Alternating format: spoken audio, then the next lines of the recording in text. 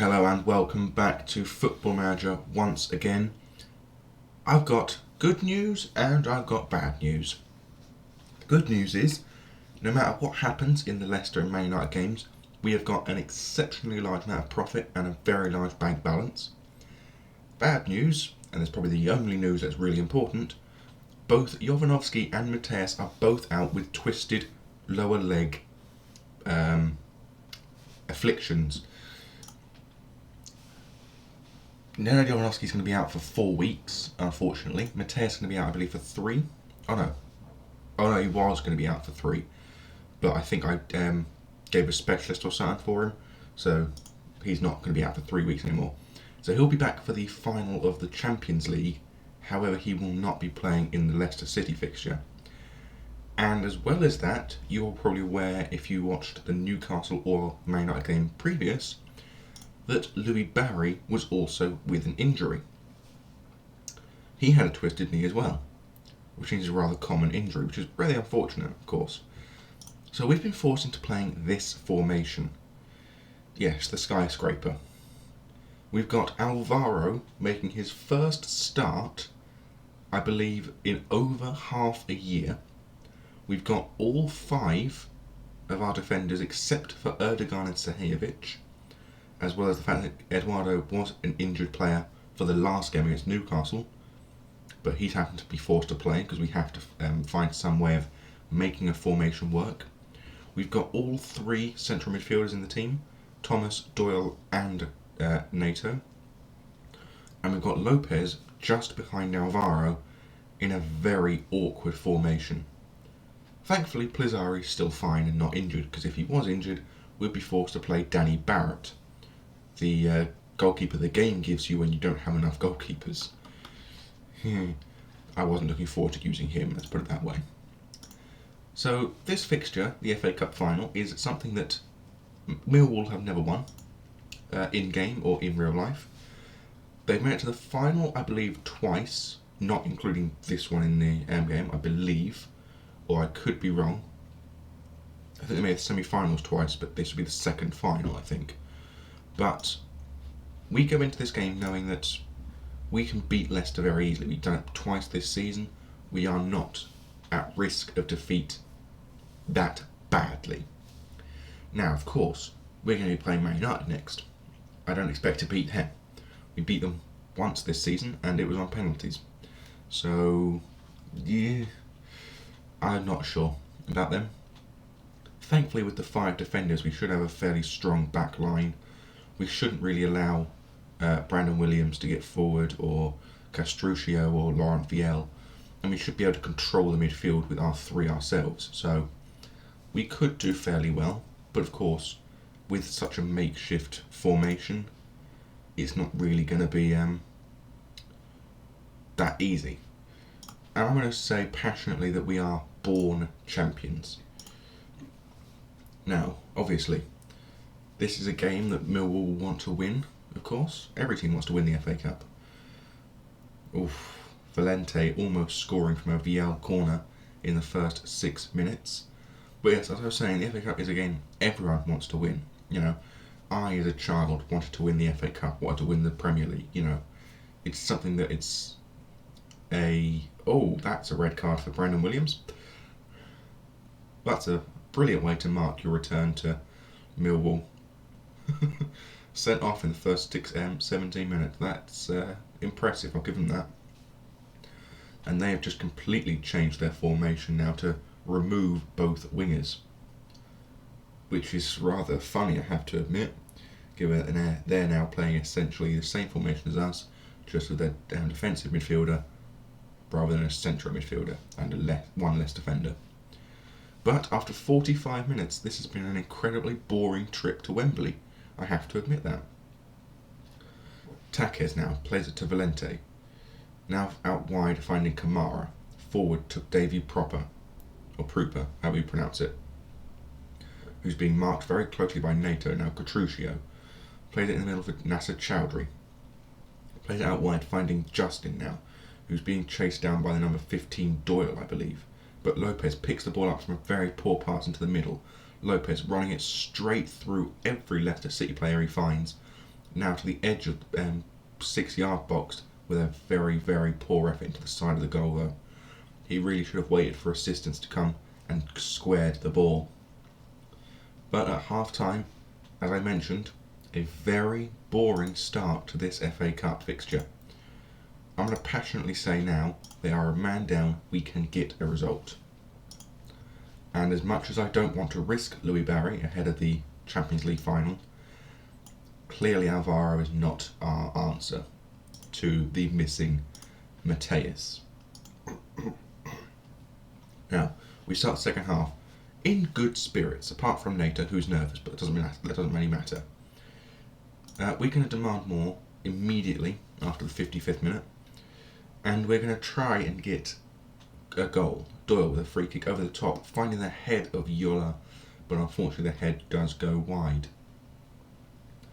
And after 65 minutes, still 0-0. The only major bit of event to update us with was the red card. No important information has come from this. Still, after 75 minutes, Millwall cannot find a breakthrough. I'm going to demand more for the last 10 minutes of this, 90. But Doyle swings in a free kick, met by the head of Yola. And is it offside? It hasn't come up with a thing up here. No, it is a goal. Yola, with his 4th of the season, heads the ball past the Leicester City goalkeeper. And we do lead 1-0 Millwall. The FA Cup could well be staying in London. And Yola, despite being booked in the 15th minute, did stay on the field. There's no reason to bring him off, of course. And we win. Millwall are Carabao Cup champions. They are FA Cup champions. They are Europa League champions. And possibly, 1 week today, they will be Champions League champions. Obviously not 1 week today for you watching the video, it'll be tomorrow, but it's 1 week today in the game, because I believe it's a full week between fixtures. And annoyingly, and there you go, we've just received the achievement of Cup Glory, which I would have thought I would have got for the Carabao Cup, but maybe it's just for the main national trophy, obviously being the FA Cup. We received just shy of £4.5 million for the FA Cup win, and we celebrate the double. I'd forgotten we won the Carabao Cup this year, genuinely. I thought we won it before. No, that was this year, yeah. So my entire monologue at the end of that, saying that, we're Carabao Cup champions and FA Cup champions, I genuinely thought we won the Carabao Cup like 2 years ago, something like that. Not this season, but there we go. So medals for the FA Cup win go to Tuanzebe, Erdogan, Alvaro, Barry, Sehejovic, Doyle, Nato, Lopez, Eduardo, Jovanovski, Kelvin, Cengiz Yildirim, Yola, Plizari, Augusto, Nestorov, Barkley, Thomas, and Mateus, who I don't think I mentioned this before, but he began his career as a Brazilian, and on the day he joined Millwall, he became Portuguese. And he scored in his debut, so he's clearly done very well for Portugal. But I didn't realise he was Portuguese. I didn't realise he had any Portuguese blood in him. Oh, wrong one. But apparently, because he's Brazilian, I'm guessing he can play for Portugal. He also actually played for Brazil, which I thought, in the eyes of FIFA, meant you couldn't switch allegiances if you'd played a game, unless it's only if you play a competitive game, which I'm guessing he never did. I'm guessing that his competitive fixtures were not with Brazil and they were just friendlies. And Hodgkinson praised by Millwall supporters. We were 16-1 odds to win the FA Cup, which, yeah, I mean, I agree with that. Neil Harris, mind you, has a very bad fall from grace, managing Millwall in the Championship, then moving up to Cardiff in the Premiership, Newcastle in the Premiership, Stoke in the Championship, falling into League One, and then now with Hereford in League Two. Although I believe Hereford are in the playoffs. Yes, they lost the playoff final to Grimsby, so he has done quite well with them, I have to admit. And thankfully we've pleased the board with our win. Annoyingly, Augusto and Doyle are both jaded, but it's a full week between this and the next fixture, so that's fine.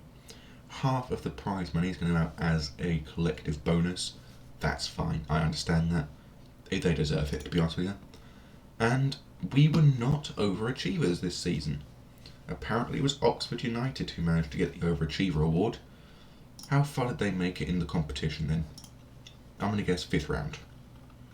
They made it all the way to the 5th round, I was right, before losing to the eventual runners-up in Leicester City. As mentioned, obviously Boston did not get themselves into the League One playoff final. That is between Coventry and Crawley. And to be honest with you, if Crawley get promoted to the Championship, they deserve it, because look at this trajectory. They were in League One all the way back in real life in 2012, 13, 14 and 15. Then they went down back up in the game in 21-22 before going straight back down the year after. Then back up again, straight back down bottom of the table. But now they're back up, and with Gianpaolo Pazzini, a former Millwall coach, he has led them back to the top of League One football and could very well be leading them into the Championship. I mean, Bolton lost 5-0 to them, so yeesh, wow. Nigel Clough managing them, apparently. That's a fall from grace for him, managing Burton in the Championship and then moving on to Nottingham Forest and then finally Bolton Wanderers, where he's been for the last 6 years. He's what by Rotherham, fair enough. But yes, Bolton he's been managing there for 6 years, so that puts it around about here-ish. He joined when they were just at the top of League 2 before getting promoted, and now they're stagnating at the top of League 1. But we now wait for the Manchester United Champions League fixture, and as I mentioned in the last video, there will be a somewhat season review type thing that will be played at the Friday fixture slot.